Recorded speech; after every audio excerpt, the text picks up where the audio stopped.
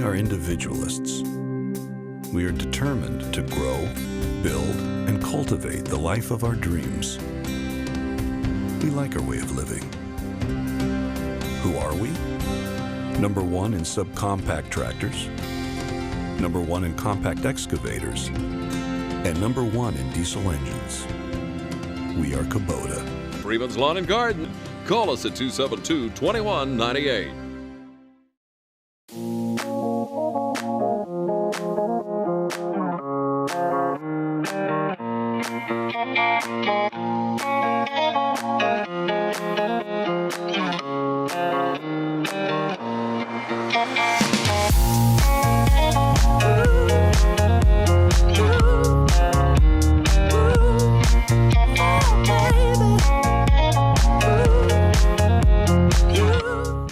Hi, thank you for joining us today, and we have a great show for you.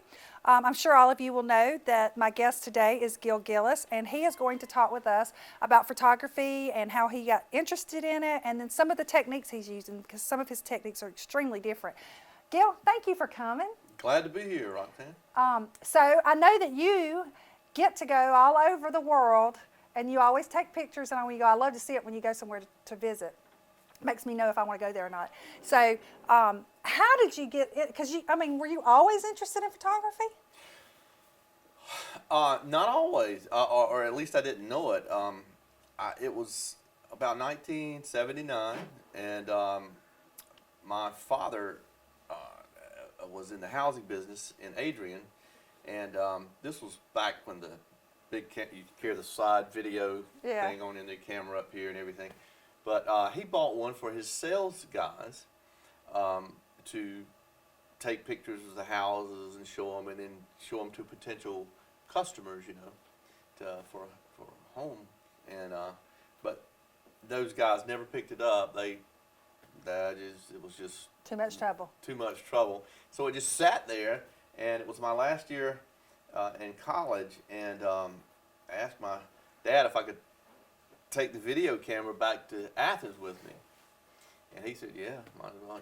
And from that day, the very weekend I took it back, I never put a camera down. I just fell in love with it. I don't know why. It just my calling, I guess. But I didn't know it until I was already in college. 20 something. Yeah. Yeah. Well, that's awesome. So, and then it went into photography. Yeah, and then for the next 20 years, I always fooled with still pictures, but it wasn't the forefront. I did video mainly. Mm-hmm. But then about 14 years ago, I always did film, and I developed black and white, and I never did develop color. I had a small dark room, but then about 14 years ago, I bought a digital camera. And after the day I bought that, I never touched film again. Yeah. Because some people are purists, and they say, "Oh, film, you gotta, it's the art thing, But my personality is such, I just am impatient, and so digital fit me well because it was just instant, Right. And anyway, that's the history in brief, and I love still pictures more than I do working with video. Yeah. Well, I think with stills too, there's a creativity with it that you can just, anybody can go and take a picture. You got cell phones that take pictures. However, to see something in a picture that other people don't see, that's you know. The thing I get from still photography is, sounds funny, but with still photography, for me, you don't have to think. You feel it. Yeah. With video, let's just say, y'all know about doing TV commercials, and I used to do them all the time. Everything's planned with video. You have to tell the person to walk from this point to that point. You have to have a teleprompter, and you have to set up lights, and you have to do all this stuff before the actual action happens, So there's a lot of thinking that, to me, there's still very much high creativity in video and film because people make Hollywood movies, right? But they have other people to do all the preliminary stuff. Yeah. I used to do it all. But anyway, but with still photography, for me, it's a reaction. You know, you see it, and I've gotten to where in my brain, it's like if I don't ask any questions anymore. If I feel I shoot it, because you can always throw it away. Right. You know? But there's something more than not there when you something clicks and you just start shooting. Yeah. And, Well, I know you've got some pictures for us, and you're going to explain some of those, but we're going to go to commercial right quick, and we'll be back in just a second for some great pictures. When is the last time you cleaned your heat and air ducts in your home? Do you suffer from asthma, or do your allergies get the best of you? Then call Edge Heating and Air, a division of Middle Georgia Mechanical today.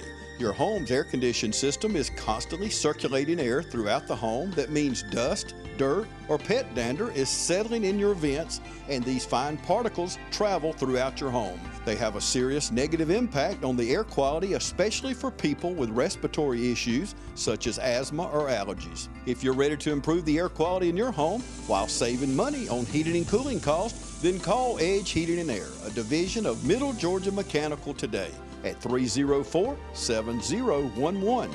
Edge Heating and Air, Central Drive, East Dublin. And we are back with Gillis, and we're going to talk photography. Now, I understand that when you first started taking pictures and you started getting into everything, that some people helped you out. yeah, when I was video, I kind of started on my own, learned on my own. But when it came to still photography, two people in my life I learned the most from about composition and lighting and stuff. And one is Joey Wilson, lives here in Dublin, worked for the paper forever. And he is just pristine. His pictures, to me, are just so clean. And I learned about framing from him and composition and what to leave. It's more or less what you leave out of a picture. But I learned a whole lot from Joey. He didn't come over to teach me, but I just asked him a ton of questions. And he would always explain his, the way he sees things. So I learned a whole lot from Joey Wilson. And then the other person, Philip Haynes in Macon, he and his wife run an advertising agency. And the thing I learned mainly from Phil about photography, even in video, just any kind of imagery, is close-ups. Phil taught me how to, really get down to the details of things, and just so close that I would have never done it on my own, but it worked. And so anyway, Phil Haynes taught me the macro portion of that anyway. Okay. But I wanted to give them credit. Well, wonderful. Well, we have a picture that's coming up, and what can you tell us about this picture? All right, this is a lady on a bicycle. These pictures we're going through are not in any particular order, but I'll explain. But, I'll just explain maybe the way I see and think. Okay, this was in Rome, Italy, and this past year, and I don't know, it's just this beautiful lady dressed so nicely and on a bike with a little basket. It's just so retro looking. And, when I turned around, there's just hundreds of people walking up and down, but there's always this little sparkle that comes by. And then, so anyway, I just turned around and started shooting her, and, I probably shot 20 shots, and she knew I was shooting her. I think she probably gets a picture taken a lot, but she was almost posing in a way after, but I could tell she enjoyed it. But anyway, that's that one. And all right, here's two lovers on the street in Italy, and they had no idea I was taking their photos, but that's a real scene. It looks like a movie scene, but It does. But it's just when you're standing around, you just look around, and you kind of gotta not be afraid to take a picture. Right. When you see it. Well, now, and you have to admit, in Rome, it's so easy. Everything I went by, I was taking pictures of. I had to go back and delete later because I'm like, I gotta save things. But I had to go back and delete some. For one, I couldn't remember where they were at, but it was beautiful. Yeah. You have to admit, now the scenery there helps. Yeah. It's it's a little different in South Georgia, but Middle Georgia. Oh, that's a great picture. And this one is the Colosseum in Rome, and the idea behind this was to crop out everything. I got a little bit of trees on the right, but just completely, it's almost, the sky is just like the backdrop. Right. And you know, I'm amazed at this because seeing, if you've ever been there, the Coliseum is in the middle of town. And there's there's people and cars, and so I'm amazed that you got such a great shot with nothing in there.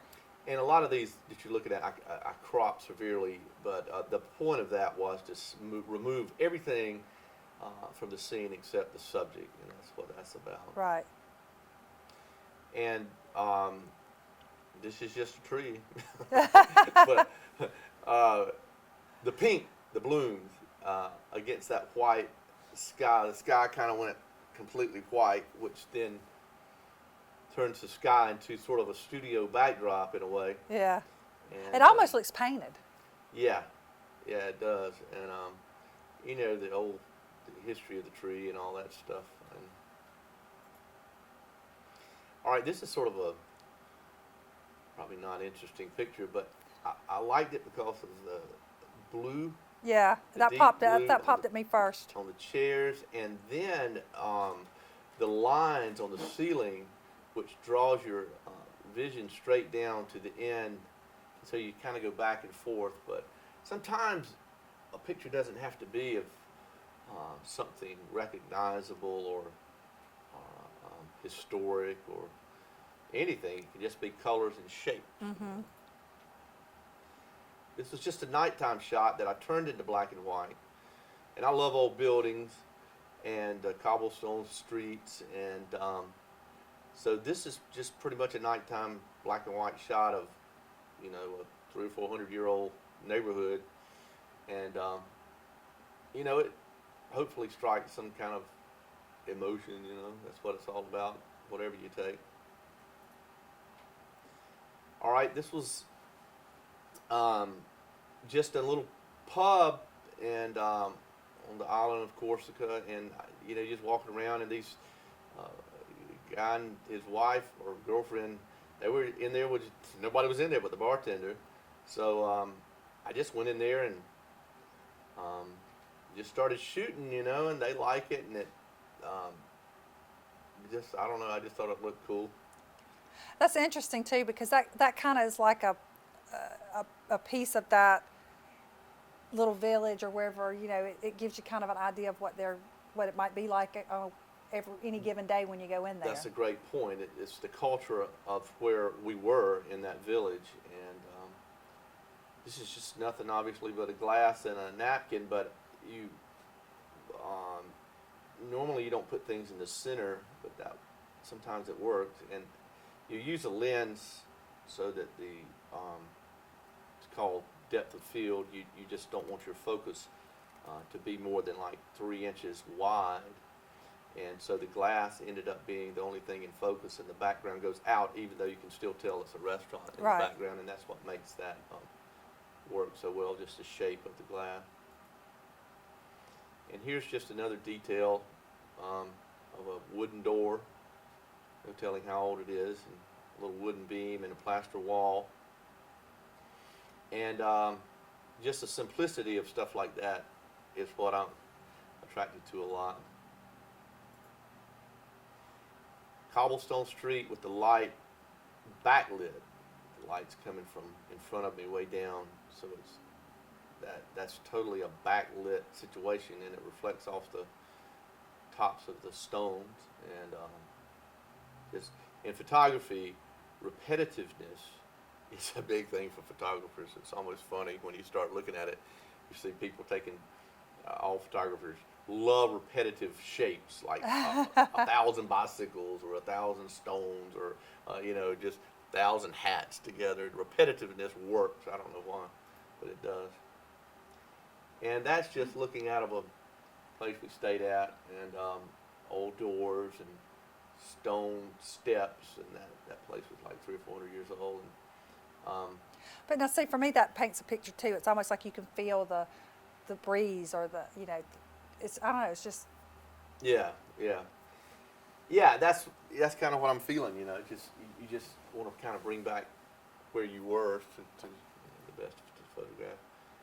And this is the same door, just this is an example of the Philip Haynes photography lessons of my past, just getting really, really close on details.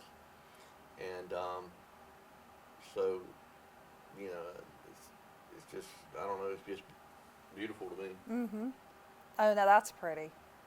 Everybody loves a sunset, and probably the most taken thing of all. But you know, I'm not real big on sunsets. I guess because I've done so many, and maybe they're just so common. But sometimes when you frame it up with, you know, I like the vase there, Yeah. the vase and the tables and the canopy and a little bit of the trees above it. It kind of helps support with a little more information than just the color and the light. Yeah. I like, and see now I like sunsets and I like sunrises, but I especially like water. I mean, anything with the ocean, I am drawn to it. And so this picture to me is just, I want to just be there right now. Right. Let's go. Yeah, and that would be a sort of a typical sunset picture. But now, pictures like this, the colors are there, but in the computer, you kind of Make them vibrant. jack it up a little Yeah. bit to give it a little more potency. And here was a seagull, and just sitting there waiting to have the picture taken. And this is on Corsica, and with the white cliffs behind it. And anyway, that's sort of a typical shot, I guess. And this is the Vatican in Rome, and I purposely tilted the camera up to get the ceiling and all that beauty, and just the tops of the people's heads. There were so many people that day. It's just, I'll never go back. On and on. I get it. It was that way for us too. Yeah, on a high season thing. Oh my goodness. But anyway, sometimes you can make an unusual looking thing out of a common shot. Right. The bulk of that picture you can see is the ceiling. And there's Sue Coulter standing in front of the Vatican. And now this was, you know, your iPhones do this commonly now within the camera. This is like 10 shots stitched together, but I do it in Photoshop. And but you can see far left and far right the entire space. And here's a picture I love. This guy was cooking chestnuts on the street, and he's got a little age on him, but this was just a story that I didn't know what it was, but you could feel it. And I turned it to black and white, and but you know, anyway, that's I don't know. I just love that one. Yeah, that is a great shot. It's that again. There's another cultural type shot where you can really see where you were at now. Well, we're going to take a break, and we'll be back in just a minute. Travis's professional carpet cleaning services has been providing constant and quality carpet care for more than a decade. Call Travis's for expert cleaning and restoration of your carpet, tile, grout, upholstery, and more. Travis offers residential and commercial services in order to make your home or office a cleaner and healthier environment. Travis's professional carpet cleaning services, a leader in Lawrence and surrounding counties for more than a decade. Call now at 278-4373. And we are back, and we are enjoying some great shots from Gil, and we've been looking at places over in Rome and Corsica and France, and so we're going to continue on and talk about a few more pictures. These are really interesting, Gil. Thank you. And I'd like to say this before we go back. Just because these are in Europe, that doesn't mean that Lawrence County doesn't have the same aesthetic. You know, a photograph can make anything. Oh yeah. I mean, well, and I've seen some of your Yeah. shots that you do around here, Yeah. and they are amazing. I mean, it's all on how you see it. You may go take a shot of something, and I could take a shot of the same building. It'd be two totally different views. Well, it's any place can, and if nothing looks beautiful where you're standing, just go down to the ground and find a tiny little flower. Something's beautiful wherever you're standing. You have to change your perspective. And Exactly. get closer, but Exactly. something nice everywhere. And now we have Is this? I can't tell what that is. Is that like a bus station or something?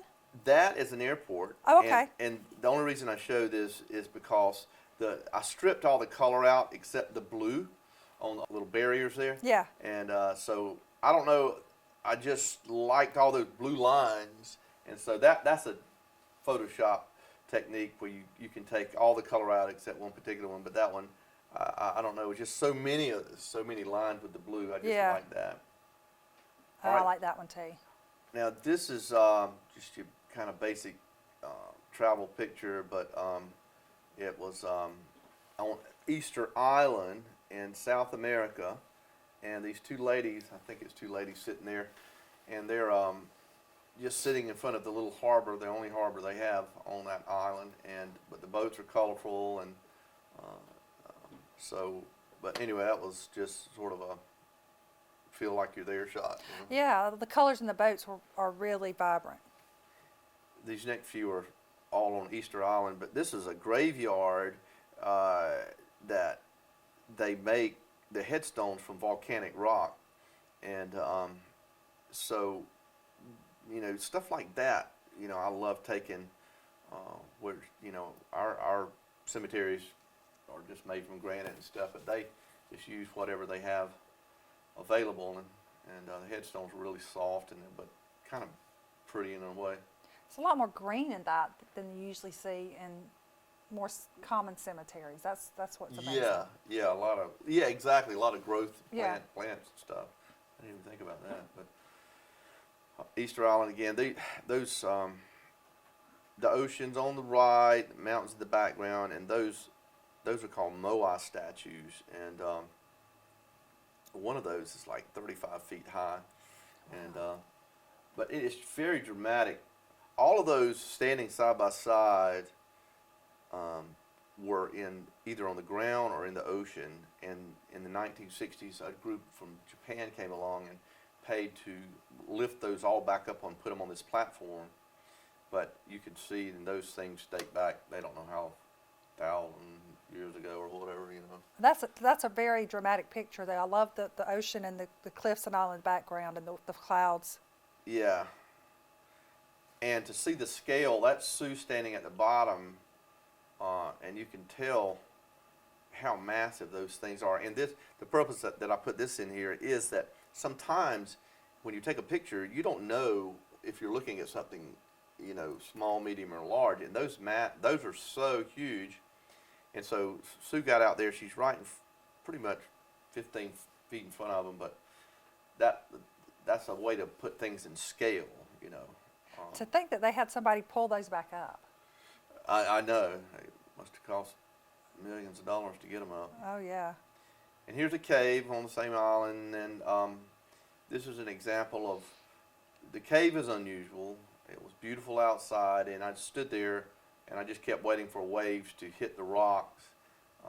Every 30, 45 seconds, the waves would come and crash, and you just kind of have to, sometimes you may have to hang out 30 minutes or an hour just to get that one, special shot. Right. And, but anyway, I caught that one on the left, exploding kind of.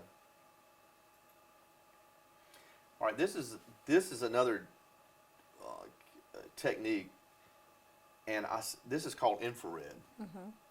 And I took an old camera and I sent it to California, and they took the color sensor out of the camera and they replaced it with an infrared filter.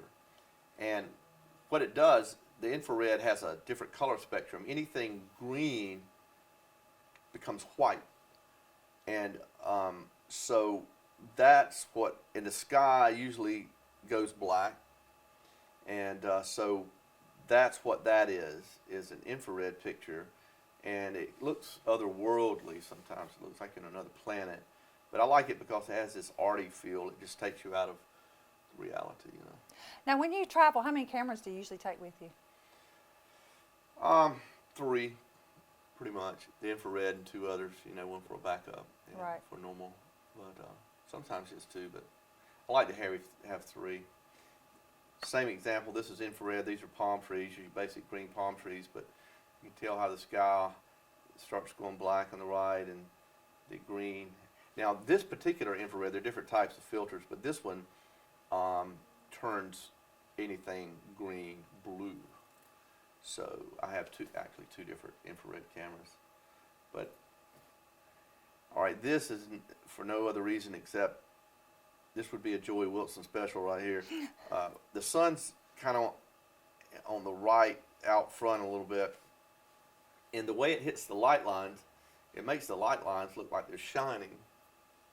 And that's kind of a technique. And normally you don't, I mean, you can look at the sun and plan it, but most of the time you just see it, you know, you're riding around and you say, wow, you know.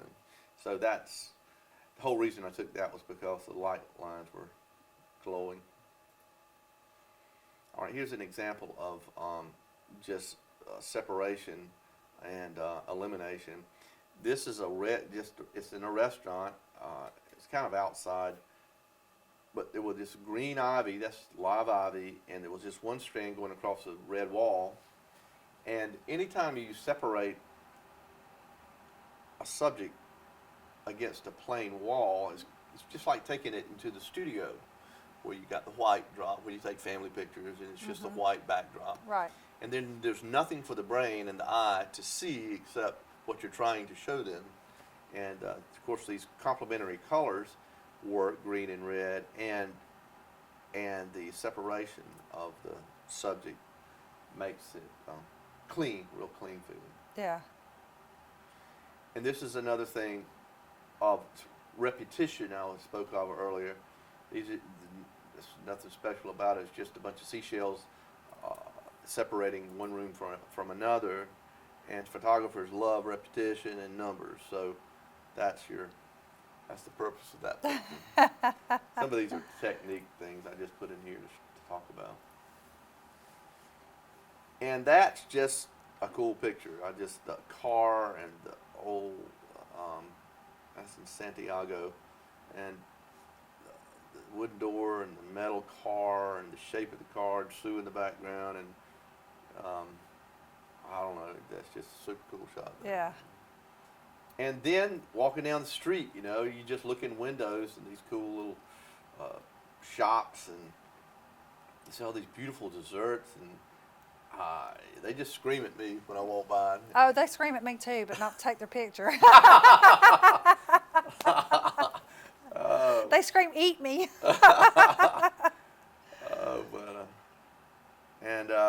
That's an apartment building in Santiago, and everybody in that whole complex had a different color curtain in their house. Every one of them, and I don't think there's an open one in there, but it was just so colorful. It almost looks like tiles.